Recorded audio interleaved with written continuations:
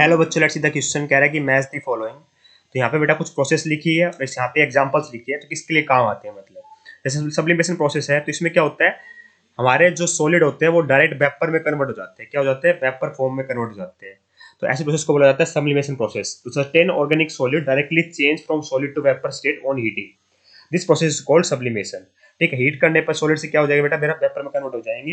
तो दो सब्सटेंस है, मान लीजिए एक हमारा सब्लाइम हो सकता है, दूसरा नहीं हो सकता, तो उनको हम सेपरेट आउट कर सकते हैं इस मेथड से। तो यहाँ पे साफ दिखाई दे रहा है मुझे थर्ड पार्ट में कि बेंजोइक एसिड बेटा हमारा क्या होता है, सब्लाइम हो सकता है, सॉलिड से डायरेक्ट वेपर में कन्वर्ट हो सकता है, पर बेंजिल एल्डिहाइड नहीं हो सकता। इसका मतलब इन दोनों को हम सेपरेट आउट कर सकते हैं इस प्रोसेस से। तो ए का थर्ड आएगा बेटा, ए के ऑप्शन में दे रखा है, ए का थर्ड, थर्ड ऑप्शन में सारे ऑप्शन और आउट हो गए। अब बात करें डिस्टिलेशन प्रोसेस की।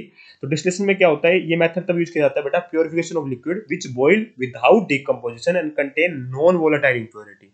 जिसके अंदर नॉन वोलेटाइल इंप्योरिटी होती है और जो बॉइल हो जाते हैं विदाउट डिकम्पोजिशन। ठीक है, तो सिंपल डिस्टिलेशन मेथड इन्वॉल्व क्या करता है, इसमें क्या होता है बेटा, बॉइलिंग पॉइंट को इन्वॉल्व किया जाता है और इसमें कन्वर्ट कर दिया जाता है वेपर में। ठीक है, जब कूल किया जाता है तो प्योर लिक्विड हमारा कंटेन हो जाता है। ठीक है, यहाँ पे क्या आ जाएगा बेटा, मेरा ईथर को अगर मेरे को टोल्यूमेंस क्या करना है, सेपरेट आउट करना है, तो डिस्टिलेशन मेथड को हम यूज कर सकते हैं। तो बी का वन आया था और ए का थर्ड। वैक्यूम डिस्टिलेशन का मतलब होता है बेटा डिस्टिलेशन अंडर रिड्यूस प्रेशर। इसमें क्या करते हैं, कई लिक्विड ऐसे होते हैं बेटा जिन जो डिकम्पोज जाते हैं at temperature below there boiling point.